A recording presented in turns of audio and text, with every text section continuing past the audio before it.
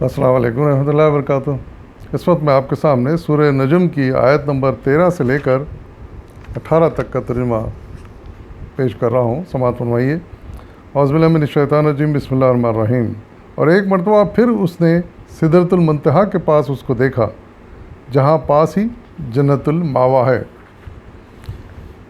اس وقت سدرے پر چھا رہا تھا جو کچھ کے چھا رہا تھا، نگاہ نہ چوندھیائی نہ حد سے متجاوز ہوئی، اور اس نے اپنے رب کی بڑی بڑی نشانیاں دیکھیں۔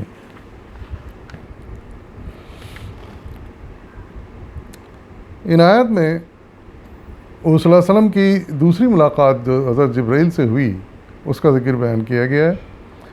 اس سے پہلے جو آیت تھی اس میں ہم نے دیکھا کہ حضرت جبرائیل علیہ السلام کی پہلی ملاقات جو ہوئی تھی حضور صلی اللہ علیہ وسلم سے، اس کا ذکر تھا، جو کہ غار حرا پر ہوئی تھی، اور وہاں پر پہلی وحی لے کر حضرت جبرائیل پہنچے تھے اور آپ تک پہنچائی تھی۔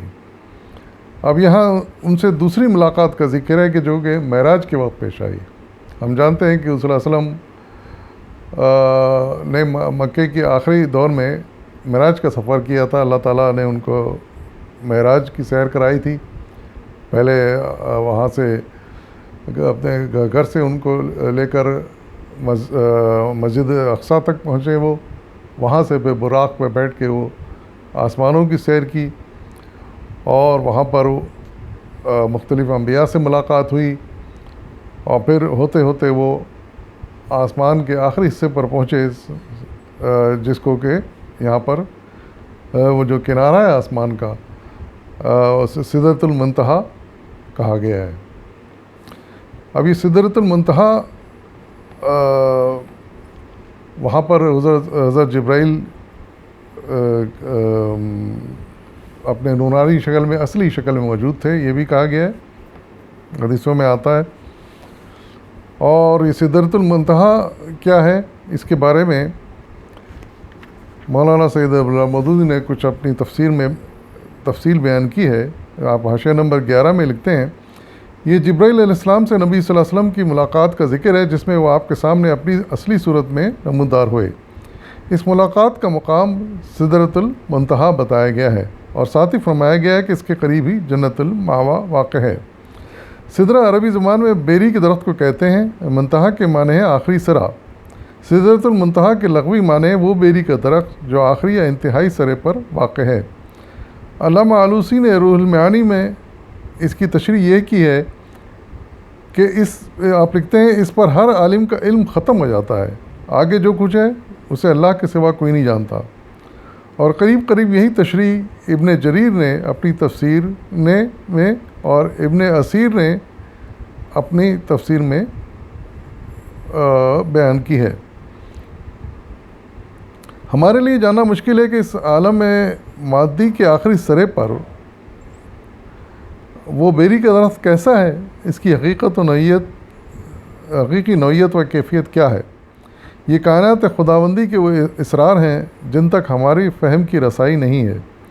بہرحال وہ کوئی ایسی ہی چیز ہے جس کے لیے انسانی زبان کے الفاظ میں سدرہ سے زیادہ کوئی موزوں لفظ اللہ تعالیٰ کے نزدیک کوئی اور نہ تھا۔ پھر دوسری بات، جنت الماوا کا ذکر آیا ہے، جس کے لغوی معنی جنت جو قیام گاہ بنے۔ حضرت بصری کہتے ہیں کہ یہ وہی جنت ہے جو آخرت میں اہل ایمان و تقویٰ کو ملنے والی ہے، اور اسی آیت سے انہوں نے استدلال لیا ہے کہ وہ جنت آسمان میں ہے۔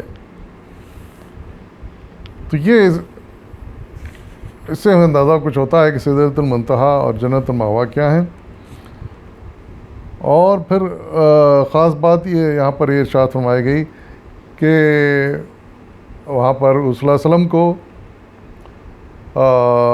اللہ تعالیٰ کی بڑی بڑی نشانیاں دکھائی گئیں۔ بڑی نشانیوں سے مراد غالباً یہاں جنت اور دوزخ ہے، کیونکہ ان کا احوال احادیث میں بڑی تفصیل سے ملتا ہے کہ وہاں پر آپ نے کیا کیا دیکھا۔ اور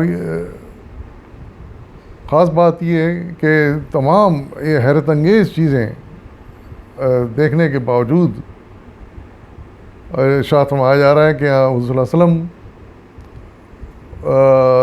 پریشانی ہوئے اور ان کی نگاہ چوندھیائی، یعنی آدمی جب کچھ زیادہ ایسی تیز روشنی یا نورانی چیز دیکھتا ہے تو اپنی آنکھیں اس کی چوندھی جاتی ہیں، لیکن وہ صلی اللہ علیہ وسلم نے اپنے آپ پر پورا قابو رکھا اور نہ حد سے متجاوز ہوئیں. مطلب یہ ہے کہ ایسا بھی نہیں ہوا، جو نعمتیں آپ کو دکھائی گئی ہیں اور جو بھی نشانیاں دکھائی گئیں آپ انہیں نہایت اطمینان سے دیکھتے رہے، اور یہ بھی نہیں ہوا کہ آپ نے پھر حد سے اس سے زیادہ بڑھ کر کچھ دیکھنے کی کوشش کی.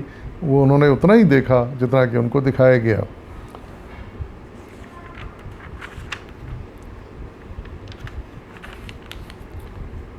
تو یہ وہ احوال تھا جو معراج کے وقت پیش آیا، اور وہیں پر پھر حضرت جبرائیل علیہ السلام سے سدرۃ المنتہا پر دوسری ملاقات ان کی ہوئی، جس کا کہ حال عنایت بیان کیا گیا ہے. وآخر دعوانا الحمد للہ رب العالمین.